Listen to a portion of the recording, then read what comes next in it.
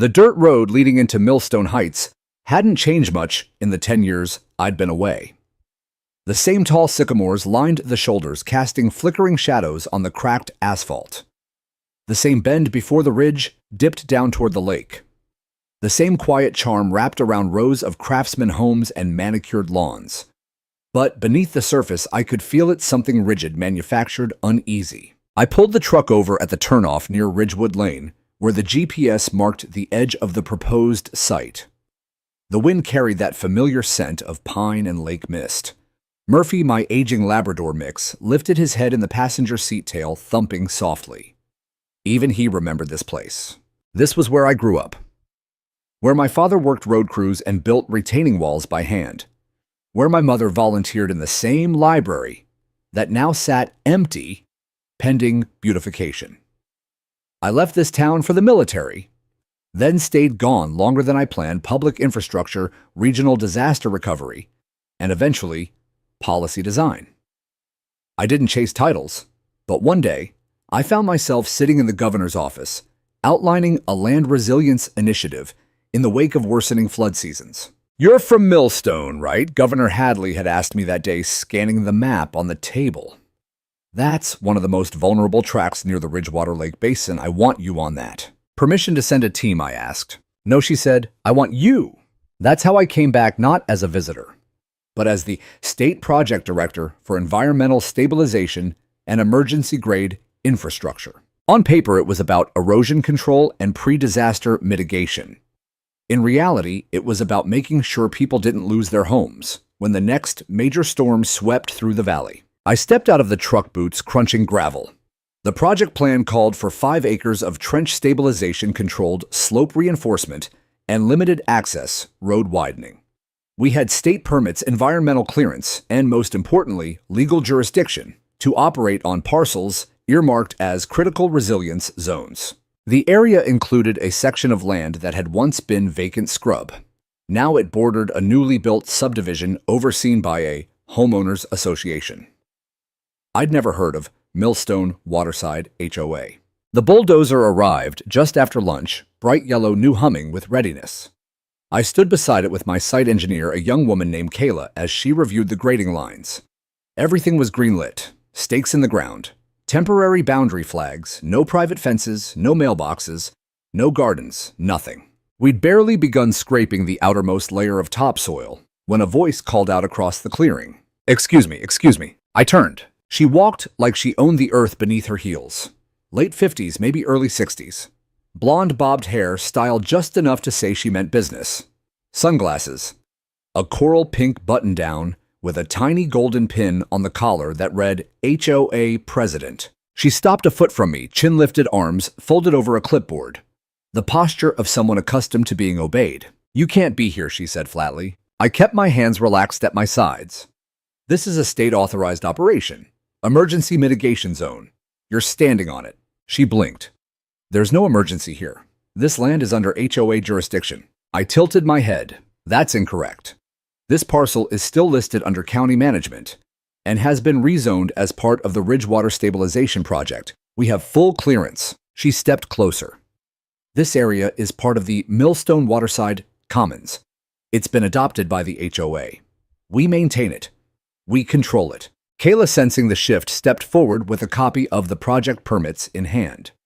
"Ma'am, these are official state documents, signed by the governor's office.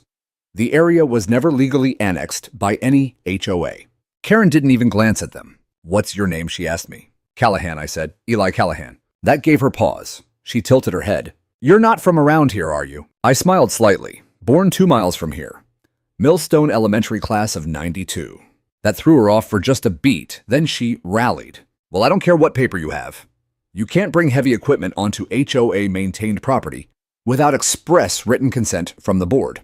And I am the board." "I don't need your consent," I replied evenly. Her eyebrows shot up. "Excuse me?" "This project falls under Section 18 of the State Resilience Initiative. I answer to the Department of Emergency Infrastructure and the governor directly. And you're currently interfering with a priority operation." Her voice rose. "Are you threatening me?" "No," I said calmly. "I'm informing you." She snapped her fingers at someone behind her.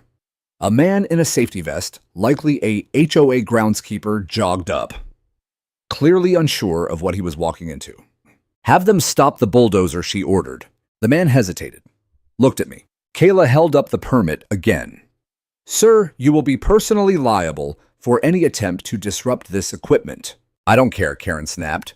"Call the sheriff. Tell him they're trespassing." Kayla turned to me. "Do we shut it down?" "No," I said. "We keep working." Karen stepped in front of the bulldozer path. I said, "Stop," she shouted. The bulldozer operator, an older guy named Vince, with 30 years of federal contract work behind him, tapped the brake and shut it down out of caution. Not fear, just protocol. Karen turned to me triumphant. "Now, leave, or I'll have every news station in the state here by nightfall." I didn't answer. I simply pulled out my phone and made one call. A single ring. Hadley, the governor, answered. "Minor issue at Millstone. HOA interference." Pause, then put me on speaker. I did. The voice that rang out across the clearing was calm, direct, and unmistakable. "This is Governor Hadley. Mr. Callahan is operating under direct executive authority. Any attempt to obstruct his work constitutes interference with state infrastructure and will be prosecuted. Step aside." Karen's mouth fell open. "This isn't legal," she sputtered. "It's completely legal," the governor replied. "Now move, or I'll send the state patrol." The call ended. I slipped the phone back into my pocket. Karen stared at me like the ground had shifted beneath her shoes. "You didn't tell me you worked for her." "I didn't need to," I said. "You just needed to listen." And with that, I nodded to Vince. The bulldozer rumbled back to life. Karen stood still for a long moment, then turned and stormed away, red in the face. Murphy, who'd been sitting beside the truck the whole time, barked once, a low, satisfied sound. I scratched his head. We're just getting started. By the time the sun crested above the ridgeline the next morning, I was already on site with the survey team. We had chalk lines down the earth cleared in strips, and Vince's bulldozer humming steadily as it graded the incline near the south edge of the project zone. Everything was proceeding exactly as planned. No protests, no delays. But I knew better than to think it would last. Karen hadn't called, the state patrol hadn't filed a formal complaint yet, but her silence wasn't surrender. It was strategy. The kind that meant she was regrouping, circling the wagons, probably calling in every favor she'd built up over her years of running Millstone Waterside HOA, like a miniature fiefdom. I didn't have to wait long for the next move. At 9:42 a.m., Kayla approached me, brows furrowed, her walk brisk. "She's back," she said, "and she brought friends." I looked up from the tablet where I'd been reviewing the sediment plan. Down the trail leading in from the paved subdivision road, I saw them, Karen at the front, flanked by two men in matching polo shirts with the HOA logo, and behind them half a dozen neighborhood residents with folded arms and skeptical faces. One of the men, tall, bald, and built like a linebacker, carried a walkie-talkie and wore a badge that said HOA Enforcement Officer. The other clutched a binder thick enough to hold a class action lawsuit. "Let's keep working," I said to Kayla, "but bring the cameras online." She nodded and headed for the mobile operations trailer. Every part of the site was monitored not just for safety, but for legal accountability. If they were planning a stunt, I wanted every frame documented. Karen led her group straight into the flagged boundary zone and planted herself in front of the bulldozer again, this time with arms spread. "Stop the machinery," she barked. "You're in violation of HOA ordinances and community conservation rules." Vince killed the engine again, not because he had to, but because he was smart. No need to escalate. Not yet. I walked toward her, slowly making sure my body language was open, not confrontational. But my patience was thinner than the morning mist. "You were warned yesterday," I said, "and told clearly that this is a state-authorized operation. You don't own this land," Karen shot back. "The HOA has maintained this parcel for 5 years. We've landscaped it. We've funded erosion control of our own. We even installed benches along the trail. It's ours. It's designated public access land," I corrected. "And now it's a state-recognized resilience project zone. You can't claim jurisdiction just because you mowed the grass and called it stewardship." The man with the binder stepped forward. "We have records, meeting minutes, budget allocations for this space, and not one of those has legal standing," I replied. "I've reviewed the county records. There was no formal transfer, no easement filing, no annexation approval. You've been squatting on public land and calling it community property." "You're intimidating us," Karen said loudly, clearly for the benefit of the cameras she'd brought along. I hadn't noticed them until then. Two young men in plain clothes with phones mounted on gimbals, recording every angle. Probably hoping for a viral clip of the rogue Bulldozer man. I smiled internally. She didn't know I'd spent 5 years in state-level PR damage control.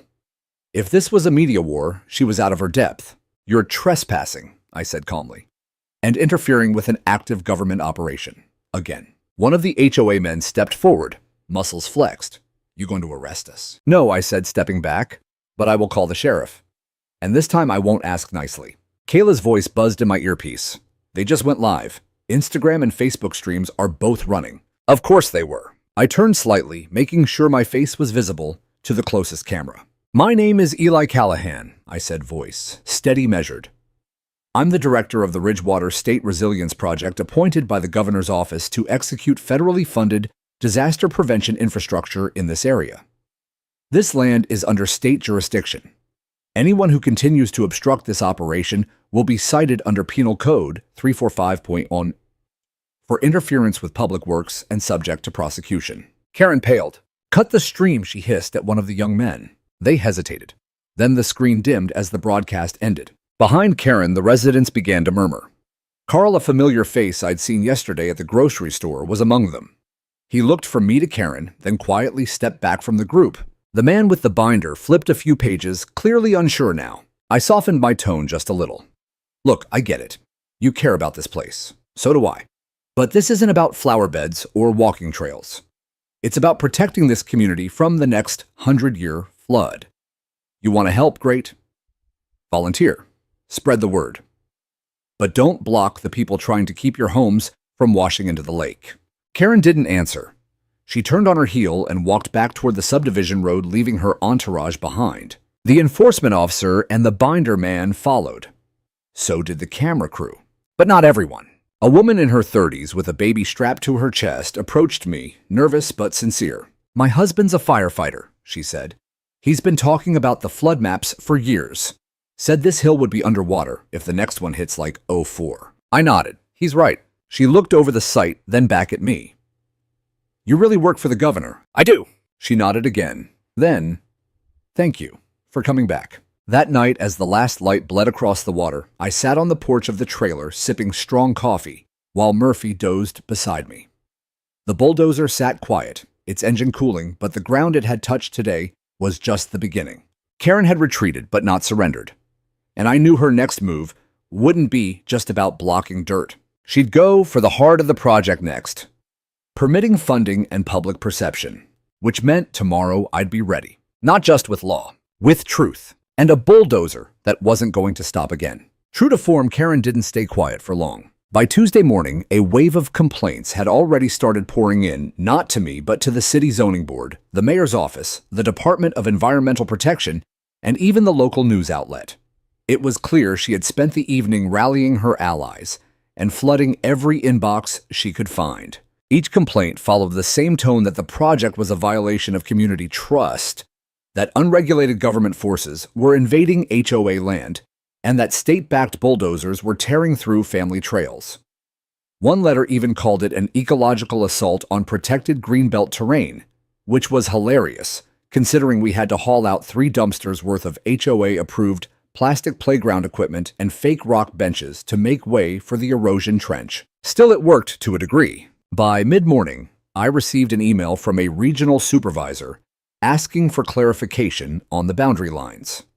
A city council member called and asked somewhat nervously if I could just slow down a few days to let everyone breathe.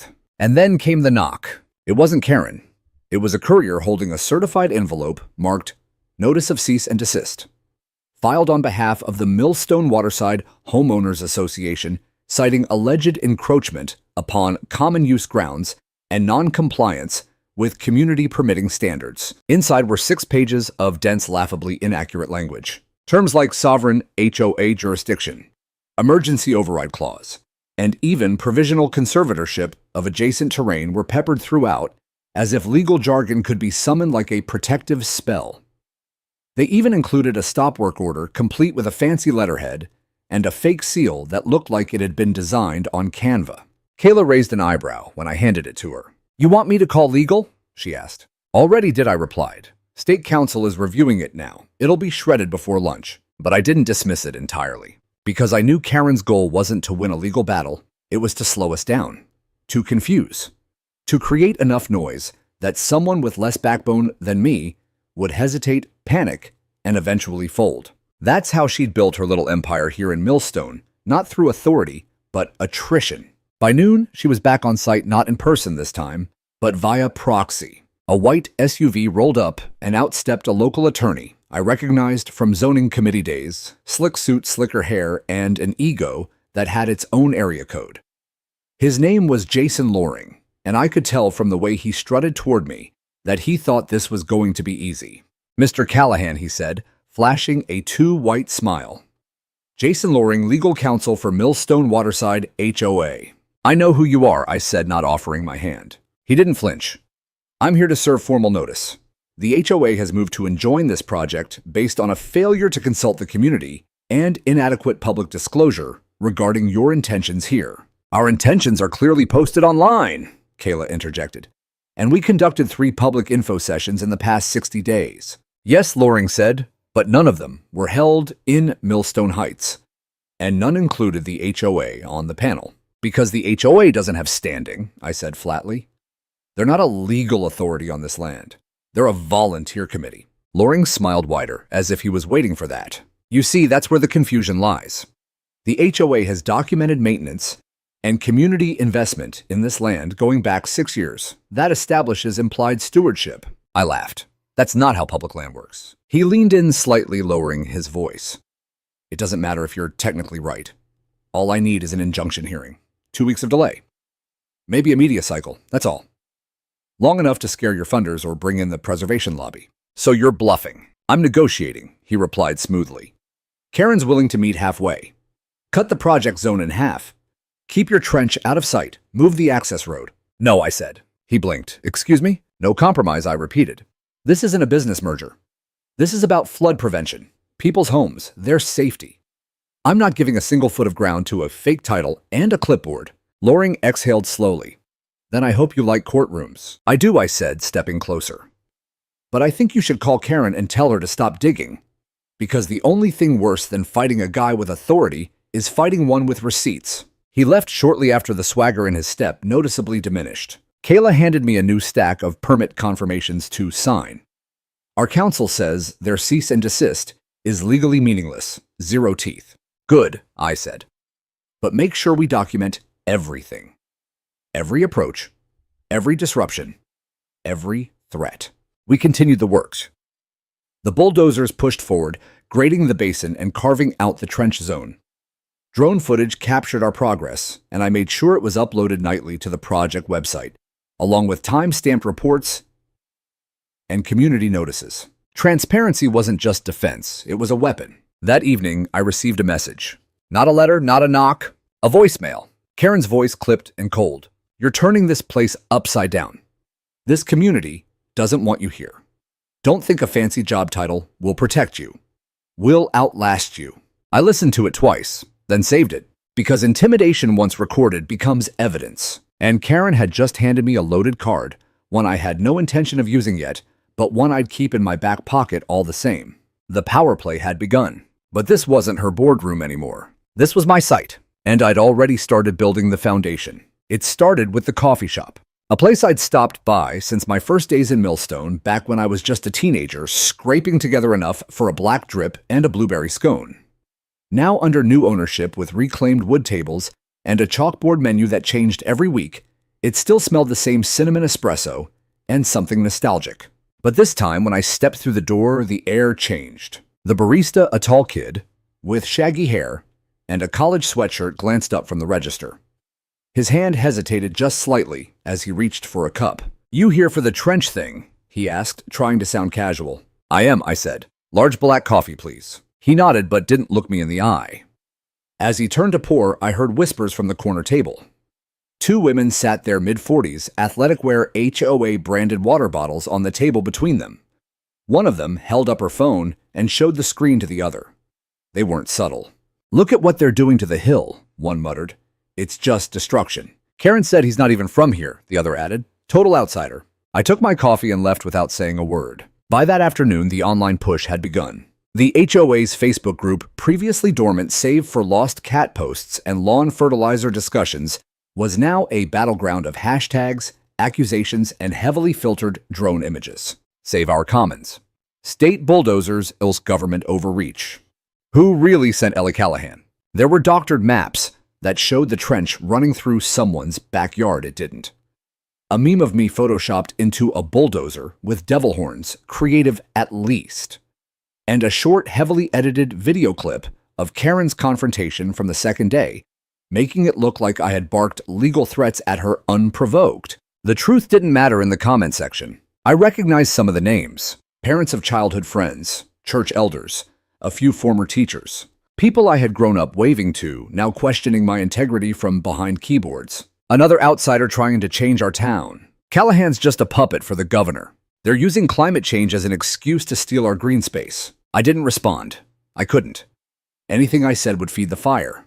Instead, I turned my attention inward, tightening the team, reinforcing protocols, and preparing for the next stage of pushback. Because Karen hadn't just declared war on the project. She'd declared war on me. By Thursday, we were being followed. A white SUV, the same model Karen drove, began circling the site perimeter. It never entered the boundary markers, but always lingered just beyond. Sometimes it parked on the trailhead lot, with tinted windows up. Other times it rolled past slowly, its driver pretending to check a GPS app. Kayla started logging license plates. We saw the same 4 cars repeatedly.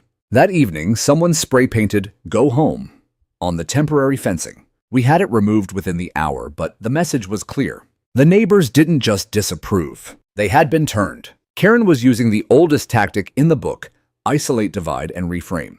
She painted me as the outsider, the destroyer, the face of a faceless state.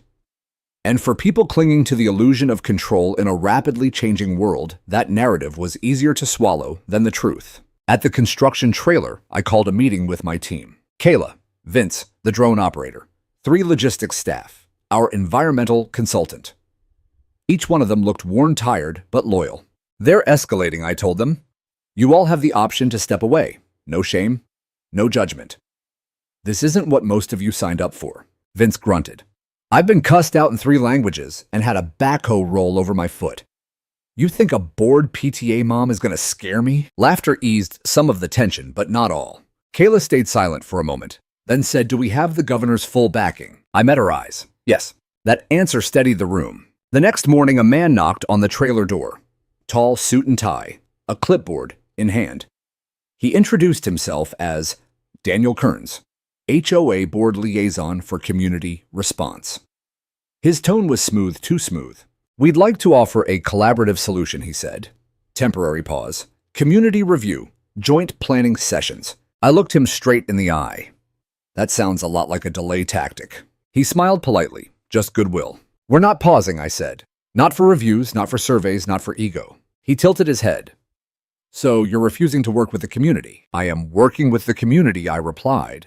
Just not the self-appointed gatekeepers of it. He handed me a printed letter, another formal request for a 14-day moratorium. I folded it, once dropped it in the trash, and closed the door behind him. That night, as I walked the perimeter of the site under the pale moonlight, Murphy trailing behind, I saw a sign posted just beyond the fencing. The lake doesn't belong to the state. Underneath, in sharp black ink, and neither does Millstone. It wasn't a threat. It was a declaration. A belief held tightly by people who had lived in the illusion of control for too long. Who thought property lines gave them dominion over policy. Who believed that HOA bylaws could override gravity erosion and the rising flood maps that didn't care about their backyard parties. They didn't hate me. They hated what I represented. Change. And the more they feared it, the more they'd fight not with logic, but with fear. But fear only works if you let it in. And I'd spent too long in real battles to flinch from paint and pamphlets. Tomorrow we'd break ground on the eastern slope. And this time, no one, not Karen, not the cameras, not the neighbors holding signs, would stop the work. It was just past 7 a.m. when I saw her again this time, not flanked by HOA enforcers or camera crews, but alone, standing at the edge of the trail near the eastern slope where we were about to break ground. The light caught the side of her face, casting a faint gold along her sunglasses. Her arms were crossed, her stance deliberate, like she'd been waiting there a while. Murphy saw her first. He growled softly.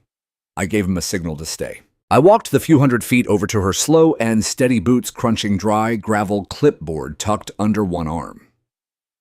I didn't speak first. Neither did she.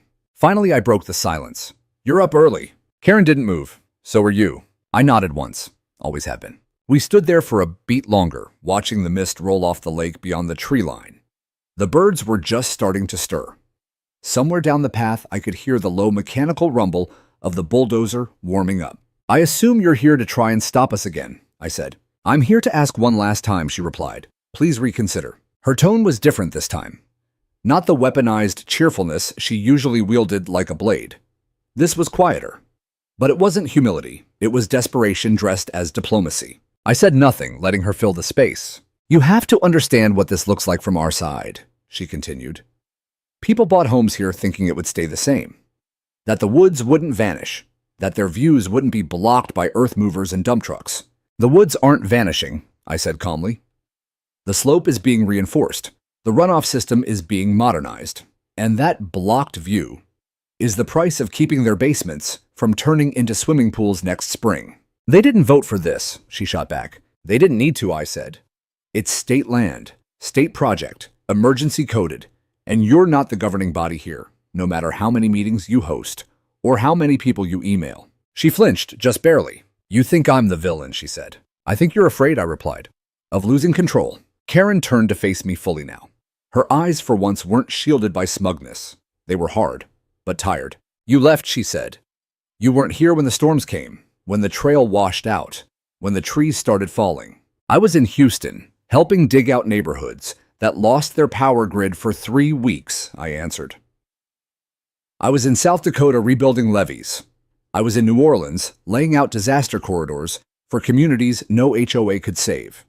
I left Millstone, yes, but I didn't stop working for it. She looked away. I took a step closer, not to intimidate, but to make sure she heard every word. I'm going to say this once, I said. You need to stop. No more proxy lawyers, no more fake notices, no more spreading lies about what this project is. If you continue to obstruct, I will escalate this beyond cease and desist. I'll involve the Attorney General's office.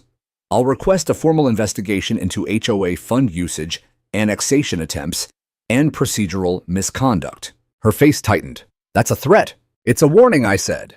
The last polite one you'll get. She didn't reply. Not with words. But something in her posture shifted, a little less upright, a little more brittle.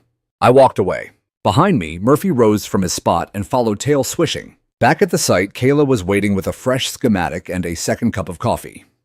Everything good? She's cracking, I said. I'll believe it when she's not standing in front of a bulldozer, Kayla muttered. Fair point. But the day was different. There were no HOA enforcers. No makeshift barricades. No SUVs creeping the perimeter. Just our crew. The early hum of equipment and the sun rising over a project we were finally able to move forward with. We cleared 20 yards of grade that morning, set 3 foundation anchors, stabilized a retaining wall that had been leaning for years. The drone captured it all, footage I later posted online with the caption, "Progress protects people." That afternoon, a resident approached me. She was older, maybe late 70s, with a cane in one hand and a tote bag in the other. I'd seen her once before pushing a grocery cart in town. She wore a sun hat and a quiet resolve. "You're the one in charge?" she asked. "I am." She held out a Tupperware container. Lemon squares, from scratch. I blinked. "For me, for your crew." "I heard what happened last night with the sign. Not everyone here's lost their minds." I smiled. "Thank you." She turned to go, then paused. "Don't stop, Mr. Callahan. We need this." Some of us just forgot how to say it out loud. That evening, I sat on the trailer steps and watched the sun settle over the ridge. The wind was cool, the air calm. And for the first time in days, I allowed myself to feel something other than vigilance. Karen had been warned. Now it was on her. Because I hadn't come back to win arguments. I'd come back to build something that lasted. By the following morning, I thought naively that the warning might have sunk in. Karen had backed down from the site. The HOA Facebook group had gone strangely quiet. Even the usual neighborhood gawkers had stopped circling the job site with their iced coffees and thinly veiled judgment. For a moment, we all exhaled. But with people like Karen, silence is rarely surrender. It's strategy. And hers was about to explode into the most reckless move she'd made yet. The day started routine. Vince had the excavator digging the lower contour for the culvert basin, while Kayla coordinated the delivery of gravel backfill. By noon, we were ahead of schedule. 65% of the trench line had been cleared, and the first load of precast stormwater modules was set to arrive after lunch. We were finally gaining momentum. And then the radio crackled. Eli. We've got a situation up front, came Miguel's voice, one of our logistics guys. You need to see this. I walked up the trail toward the staging entrance, Murphy padding beside me, tail stiff. The sight stopped me cold. 3 large concrete barricades had been dropped across the dirt access road, right at the narrowest point where our trucks entered with supplies, and where the bulldozer had to reverse to refuel. Orange mesh fencing had been tied between them, staked into the earth on either side. On the fencing, a freshly printed sign flapped in the breeze. HOA Safety Enforcement Zone, do not enter, trespassers will be fined. Beside the barricades stood 2 men in bright yellow security vests, both stocky arms, folded sunglasses on. I recognized one, a part-time HOA landscaper. The other had a patch on his chest that read Private Property Patrol. And there, standing behind them like the director of her own low-budget farce, was Karen. Hands on hips, clipboard in one hand, phone in the other. She waved when she saw me, waved. Thought we agreed to slow things down, she said, voice too sweet, too smug. This is just a temporary safety measure. There have been complaints. I stepped closer. You're blocking a government worksite with illegally placed structures. You understand that, right? Her tone sharpened. This road is part of the HOA-managed Greenbelt. We maintain it. We have the right to restrict access for safety. I pointed to the printed ordinance sign she had posted. This is fabricated. There's no such thing as an HOA safety enforcement zone under county code. You're inventing authority. One of the men crossed his arms harder. Ma'am said no one's allowed past without her approval. I turned to him. What's your name? Jake. You work for a licensed security firm, Jake. He hesitated. I work for the community. That was all I needed to hear. I pulled out my phone and opened the direct contact app the governor's office had installed for situations exactly like this. One button sent a log ping to the State Office of Legal Infrastructure. Another opened a line to the Department of Public Safety Field Response Unit. I hit both. Karen, I said you've officially crossed the line. She scoffed. I'm protecting this community. No, you're obstructing state emergency infrastructure. Again. But this time you're doing it with unlicensed personnel, forged signage, and unauthorized blockades on public access trails. Kayla appeared behind me, eyes wide. 2 of our trucks are stuck on the fire road. They can't deliver the culverts until those barricades are moved. And we've got the county inspector scheduled at 2 hours, I muttered. Karen's smile widened. Guess you'll just have to reschedule. 45 minutes later, the cavalry arrived. Not with sirens, not with flashbangs, just quiet authority. A black SUV with state plates, a county sheriff cruiser. And stepping out in a slate gray blazer, a woman named Allison Tran, the deputy director of the Office of Resilience Enforcement. She didn't speak to Karen first. She walked straight toward me, nodded once, and said, "This the interference zone?" "It is," I replied. "Cameras have been rolling since 11:52 a.m. She turned to Karen. "Ma'am, I'm Deputy Director Tran. I'm informing you that you are in violation of Title VI Infrastructure Access Code Section 112 and State Emergency Operations, Article 4C. You are hereby ordered to remove all obstructions within the next 5 minutes or face immediate legal action." Karen blinked. "Wait, this is state land." "It's been state land," I said, "since before your HOA formed." She turned to the men in the vests. "Don't move anything." Tran didn't flinch. "Jake, is it?" The man nodded. "You're not on a licensed security roster, and you've been recorded giving false enforcement statements. Leave now, or I'll have the sheriff detain you for impersonating municipal personnel." He stepped back. The other man followed. Karen's hands trembled slightly. She opened her mouth, then closed it. Tran checked her watch. 2 minutes left, Ms. Cartwright. And like that, the spell broke. Karen turned, barked something unintelligible at the 2 men, and they began dismantling the mesh fencing. The concrete barriers were shoved aside with grunts and curses. The staging lane reopened. Our trucks rolled through. 10 minutes later, drivers shaking their heads in disbelief. The sheriff handed Karen a printed warning 1 step below a citation and informed her that any future interference would result in full legal action, including civil penalties and criminal obstruction charges. Karen didn't look at me once. Later that evening, I sat by the culvert site watching the modules get placed one by one under the twilight sky. Kayla passed me a bottle of water and flopped onto the ground beside me. She really thought she could get away with it, she said. She wasn't trying to win, I replied. She was trying to stall, buy time, shift perception. But now she's exposed, and she knows it. Murphy trotted over and laid his head in my lap. We'd gotten through the worst of it, or so I thought. But people like Karen don't surrender. They regroup, and when they do, they aim higher. The question was, would she go public next? Would she escalate to the media? Because one thing was certain, she'd just lost the ground war, which meant the air war was coming. By the time the last culvert was lowered into place and secured with gravel backfill, the site was quiet again. The barricades were gone, the road cleared, and the bulldozer had pushed forward another 30 feet into the slope. On paper, the workday had been a success, but I couldn't shake the weight in my chest, the unmistakable sense that we were only in the eye of the storm. Karen had lost ground, yes, but she hadn't vanished. She hadn't retreated in shame or admitted defeat. She had simply watched.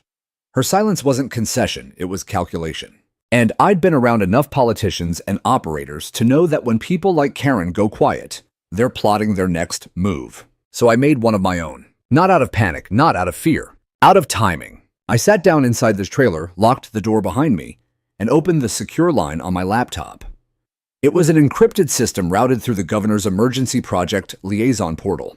A single contact code brought up a small list of internal liaisons, and at the top of the list was one name. Governor Hadley, direct. I hovered for a moment. The last time I'd used this line was during a post-hurricane dam crisis in central Texas. Before that, a wildfire corridor collapse in northern Nevada. You didn't call the governor unless you had a reason, a real reason. This felt like one. I tapped the screen. 2 rings. Then Hadley, her voice calm as ever. Governor, I said, it's Callahan. I figured, she replied. You don't ring this line unless there's blood or paperwork. No blood yet, I said, but the paperwork's coming. She paused. Talk to me. So I did. I laid it all out. The barricades, the fake notices, the use of unlicensed personnel, the camera crews, the media smear attempts, the coordinated harassment, the escalating tension among residents, the subtle quiet attempts to erode confidence in the project one tactic at a time. She's not going to stop, I said. Not until she's either removed or she drags this community into a full-on breakdown. There was a long silence on the other end of the line. Then the governor said, You want me to make the call? Yes. To the mayor, to everyone. City, county, state. All of it. She exhaled. You've got it. And Callahan. Yes. I should have sent you sooner. The line went dead. I sat back in my chair, heart thudding. Not from anxiety, from momentum. It was like flipping a hidden switch. The weight was no longer mine alone to carry. The cavalry was coming, but this time, they'd come not with clipboards or permits, but with authority. By the next morning, the response had already begun to ripple outward. At 8:17 a.m., I received an email from the State Office of Compliance and Infrastructure Oversight. A formal order had been filed instructing the HOA to cease all representative or unofficial communication regarding the Ridgewater project pending an active investigation. At 9:30 a.m., the County Board of Records sent me confirmation that the parcel annexation claims made by the Millstone Waterside HOA had been reviewed and voided. And at 10:02 a.m., a silver sedan pulled up to the site, and out stepped a man in a gray tailored suit with the state seal on his breast pocket. His name was Alan Truitt, Chief of Field Operations for the Governor's Legal Task Force. He walked straight up to me, shook my hand firmly, and said, We're here to clean house. Behind him, another car pulled up, and then another.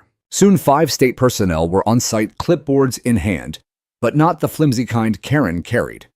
These were auditors, zoning specialists, legal compliance officers, each one armed with folders full of receipts, timelines, testimonies, and public records. I nodded toward the boundary line. Karen's house is 3 lots down.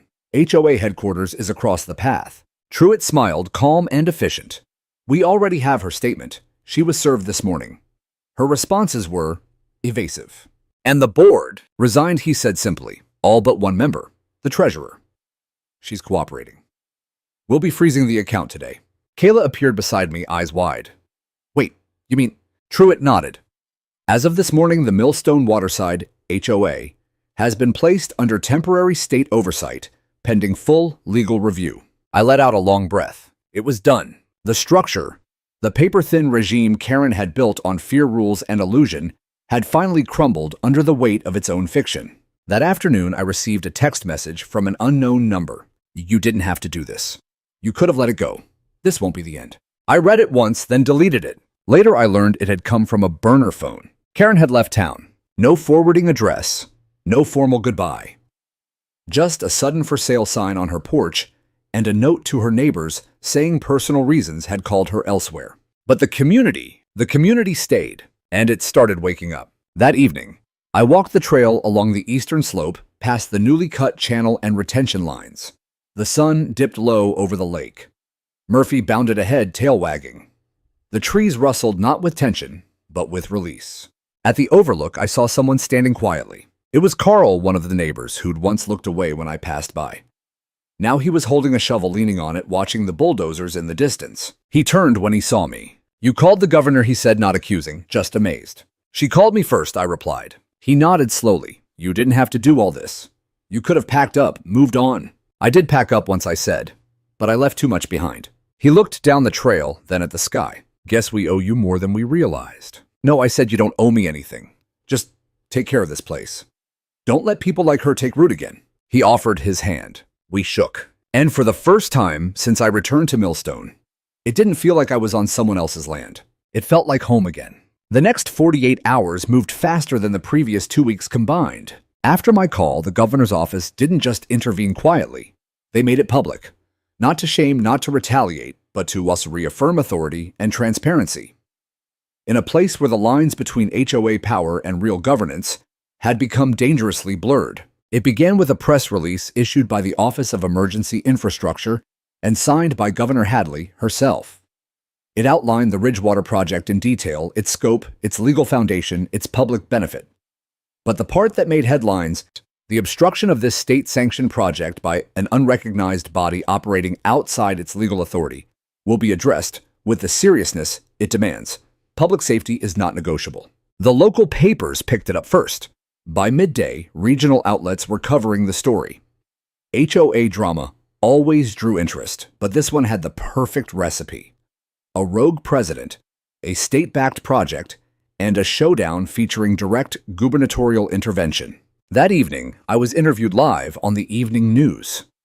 I stood not behind a desk or in an office, but in front of the eastern slope, hard hat in hand, culverts behind me like quiet symbols of progress. Mr. Callahan, the reporter asked, how does it feel knowing you had to involve the highest level of government to do your job in your own hometown? I looked into the camera. It's not about my job. It's about every person who pays taxes, who votes, who believes infrastructure should protect us, not get blocked by a sign taped to a garden fence. I'm not here for recognition.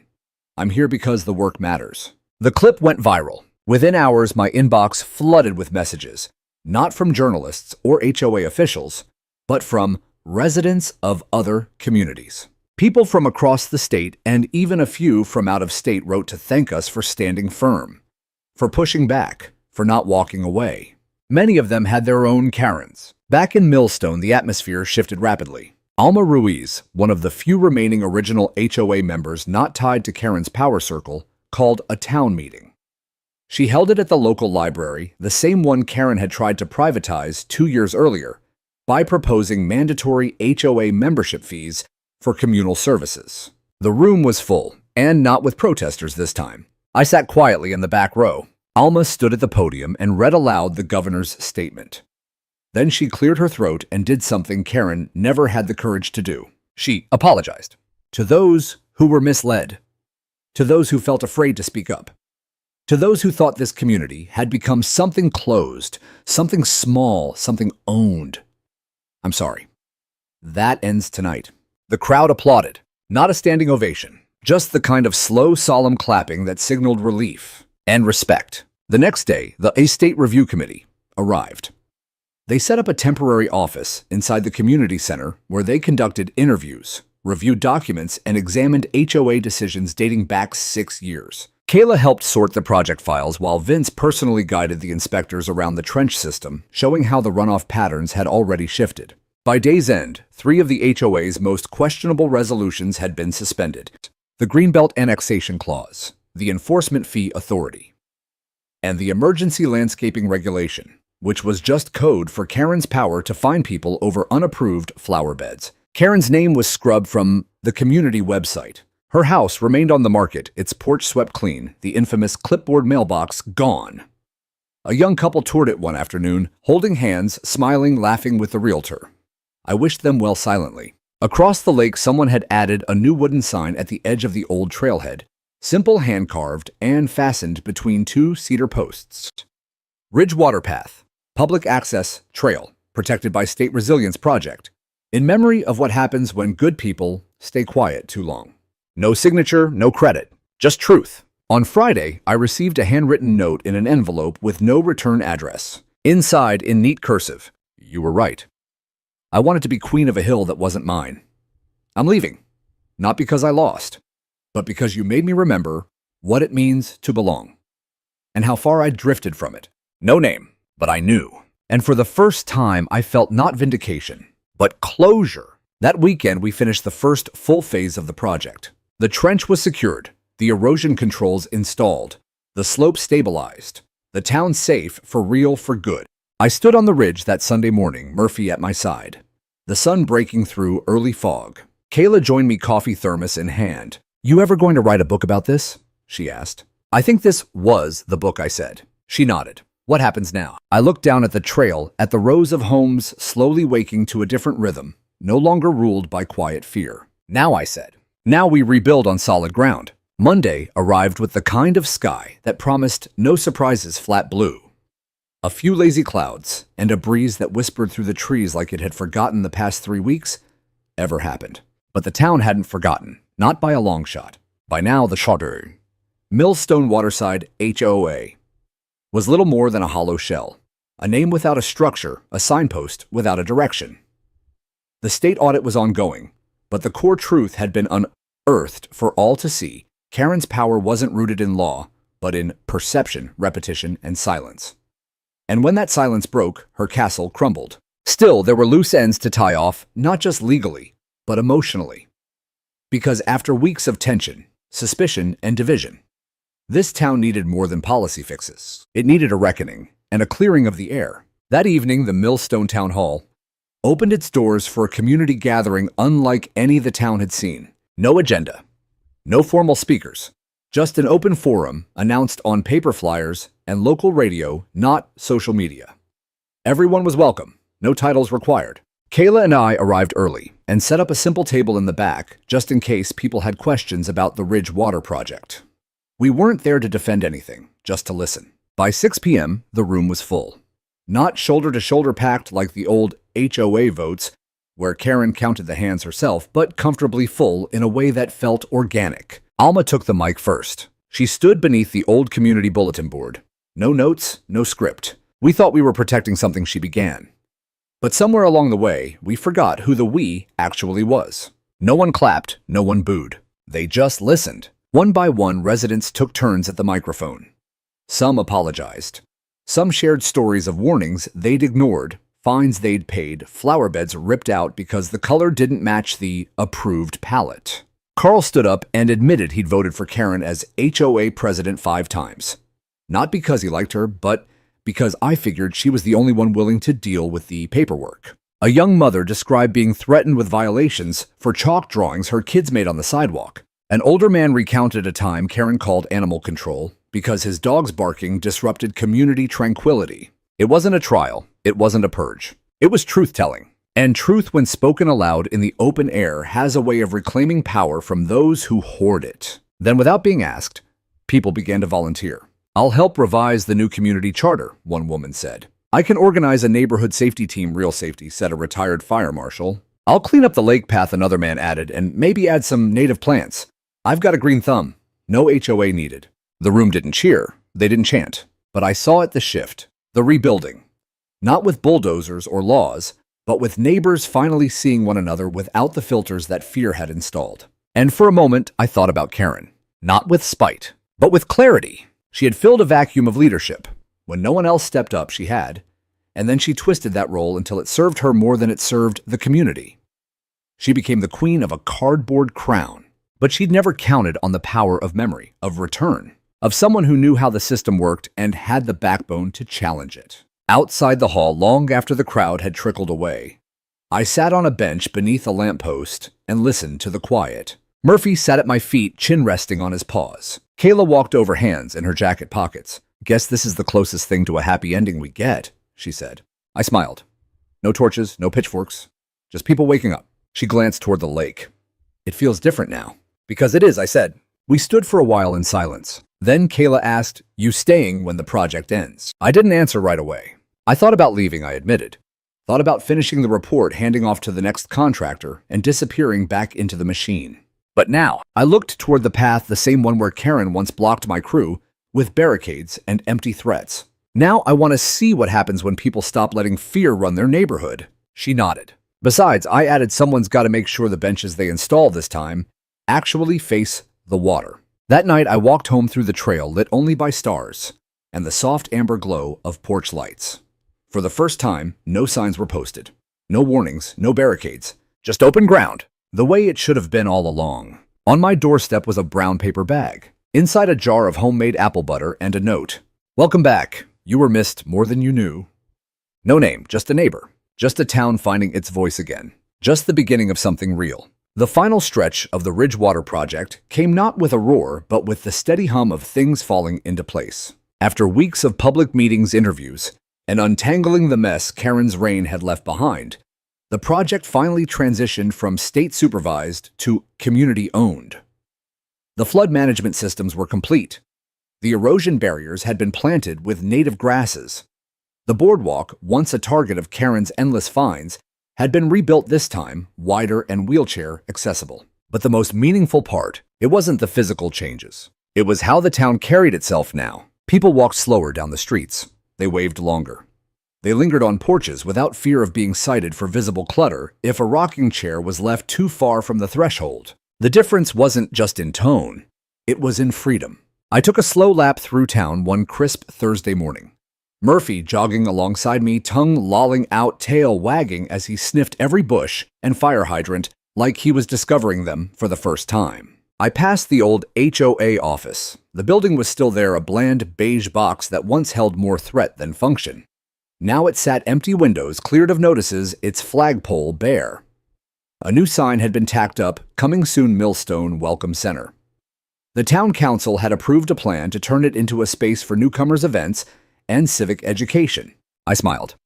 A better use, a peaceful repurposing. I didn't need it to be torn down. I just needed it to stop hurting people. That afternoon, I met with Governor Hadley one final time. We sat on the patio of a small diner overlooking the lake. No suits, no press. Just 2 cups of black coffee and a pair of well-earned silences.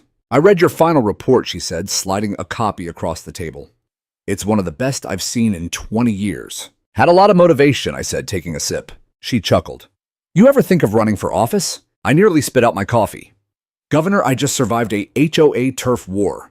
I think I'll settle for quiet mornings and mulch deliveries." She grinned. "Fair.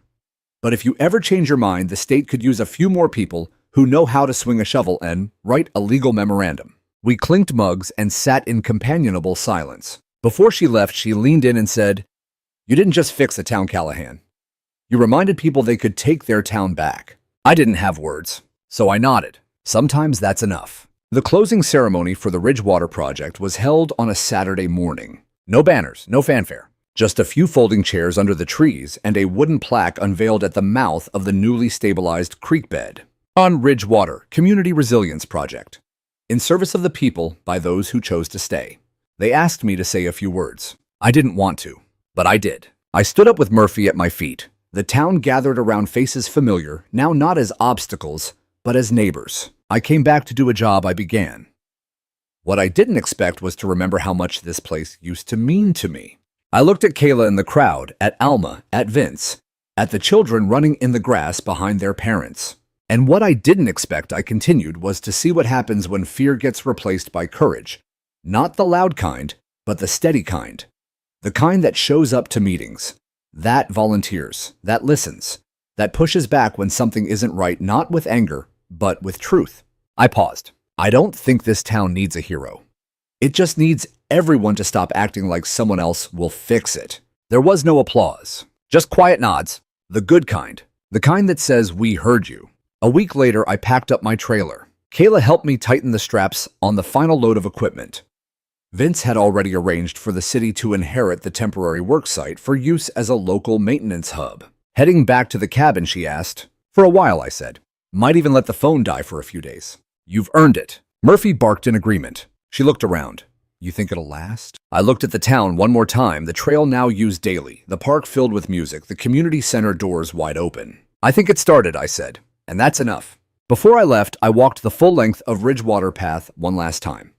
I passed the creek, the stabilization lines, the footbridge Karen once tried to condemn. At the far end, a wooden bench faced the lake. On it, a brass plaque read, "To the ones who stayed when it was easier to leave." I sat there with Murphy, the sun setting behind us, the water glowing golden blue. And I realized something. All those years in civil engineering, all those roads, bridges, and pipelines, I thought I built things to last. But sometimes, the most important thing you build is a trust between neighbors, between strangers, between who we were and who we decide to be next. And this time it would last, because now they knew how to fight for it.